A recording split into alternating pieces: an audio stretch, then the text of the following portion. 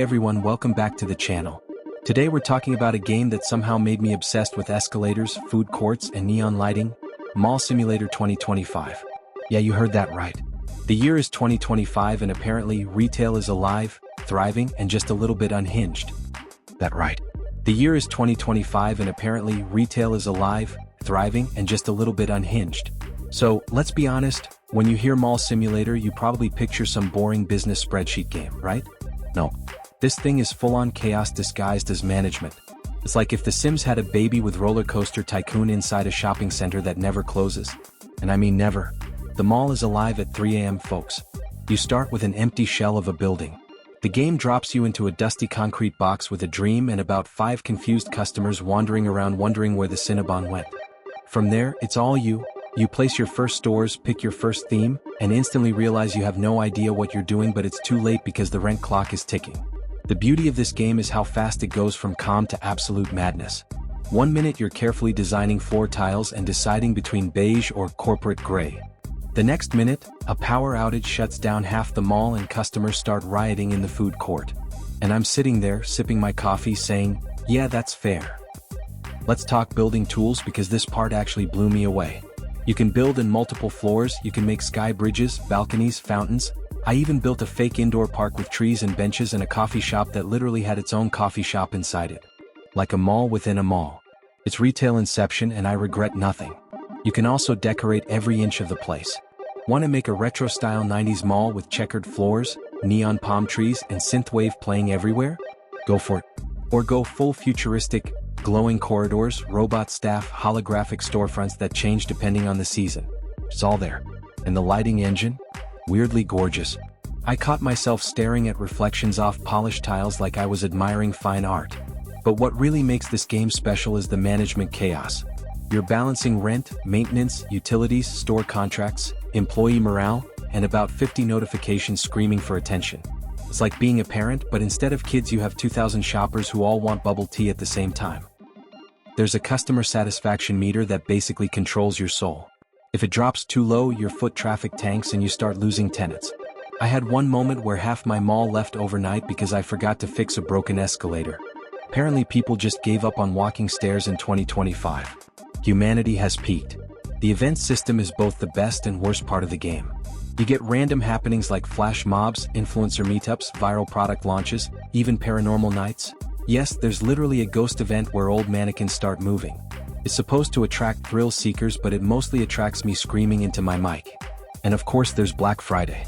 The first time I ran a Black Friday event, I thought I was prepared. I hired extra security, stocked the stores, boosted the AC, and within 2 minutes, total war. Customers were sprinting, stores were collapsing. One guy was dual-wielding shopping bags like weapons. It was beautiful. 10 out of 10, pure chaos. Now let's talk about the people. The NPCs in Mall Simulator 2025 are weirdly full of life. They have routines, personalities, even grudges. You'll have regular customers who come back every week, vloggers who stop to film dance videos, kids that run in circles until they pass out, and that one grandma who terrorizes everyone with her motorized scooter. I love her and fear her equally. Each customer reacts to the mall differently. Some fall in love with a certain store, others complain about long lines, and a few just wander aimlessly for hours like they've transcended capitalism. I followed one NPC who spent an entire day walking in and out of the same bathroom. I think he's still there. What's really neat is that you can host themed events to draw specific crowds. Fashion Week for influencers, car expos for gearheads, comic conventions for cosplayers. I threw one called Mega Mall Mayhem Fest, with live music and food trucks, and ended up with 3-hour parking lines and a mosh pit in front of the pet store. 10 out of 10 entertainment value, 0 out of 10 profit margin. Now, the game's humor is subtle but constant. You'll get notifications like customer complaint, the air smells too retail, or shopper sighting, man holding 15 pretzels, no sign of stopping. The developers definitely know what makes mall life hilarious. Even the PA system makes random announcements that sound suspiciously passive-aggressive. Like, attention shoppers, please refrain from bathing in the fountain again. That's a real line. The sound design deserves a shout-out too. The ambient chatter, distant footsteps, the hum of escalators, it all blends together into this oddly comforting soundscape. And the soundtrack? Perfect mall core. A mix of upbeat pop, cheesy jazz, and nostalgic 2000s-style jingles. I caught myself humming along like I actually worked there. But don't let the goofy tone fool you, there's depth under the surface. You can analyze sales trends, manage advertising budgets, adjust staff schedules, even negotiate store contracts. Each brand you invite has its own demands. Some want premium locations, others require high foot traffic, and a few will straight up ghost you if your mall bathrooms are dirty. It's business realism meets pure comedy. There's also a sandbox mode, and that's where things get wild. Unlimited money, no consequences, just pure creativity. I built a 5-story mall shaped like a donut, complete with a giant indoor aquarium and a roller coaster that loops through the food court. Customers screamed, pretzel sales soared, and I think that's art. Of course it's not perfect. Sometimes NPCs bug out, they'll walk through walls, float on escalators, or form ritualistic circles around vending machines.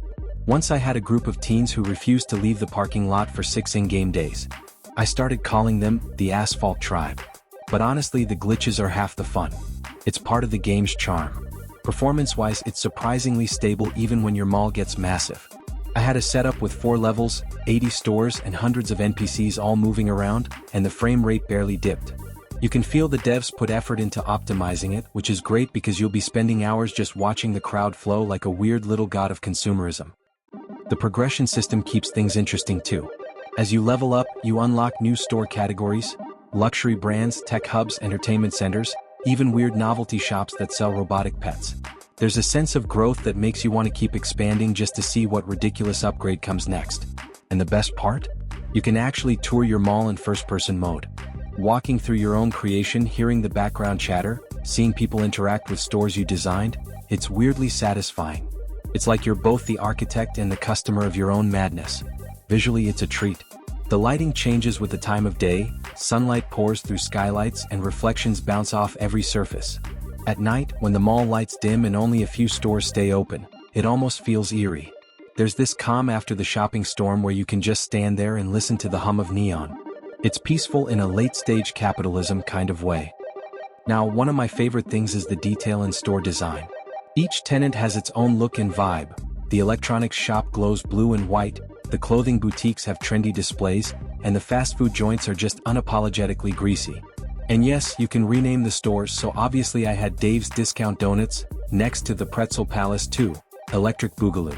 There's also a hidden layer of comedy if you zoom in on customers. You'll see them trying on sunglasses, arguing with staff, or sitting on benches looking like they've experienced spiritual defeat. It's like people watching in real life but without the risk of being caught. What I appreciate most is that the developers clearly had fun making this. It doesn't take itself too seriously. Every mechanic, every sound, even the bugs, it all works together to create this weirdly believable mall world that's half simulation, half parody. So after many hours of building, breaking, and rebuilding my dream shopping center, here's my honest verdict. Mall Simulator 2025 is pure, delightful chaos. It's not about perfect efficiency or realism. It's about the stories that happen in between, the moments when a random NPC slips on a smoothie spill during a pop concert, or when your cleaning bot gets stuck chasing a balloon for 20 minutes. If you love tycoon games, cozy builders, or you just enjoy watching simulated humans do dumb things, this is your jam. It's silly, surprisingly deep, and full of those just one more expansion moments that keep you playing until sunrise. And even if you've never played a management sim before, it's super accessible. The tutorials are clear, the interface is intuitive, and the pacing lets you grow from "I accidentally flooded the mall" to "I'm a retail genius who owns a rooftop cinema." So yeah, Mall Simulator 2025 gets my full recommendation. It's retail therapy in digital form, minus the credit card bill. If you've played it, let me know in the comments what your weirdest mall story was. Did you build something ridiculous? Did your customers revolt? Did the janitor unionize? I want to hear it. And if you haven't tried it yet, give it a shot. Just don't blame me when you start dreaming about escalators. Alright folks, that's it for today's video. If you enjoyed hanging out, give this a like, hit subscribe for more game reviews that mix chaos and cozy vibes, and ring that bell so you don't miss what's next. Thanks for watching, and as always, keep your fountains clean, your pretzels warm, and your malls profitable. See you next time, shoppers.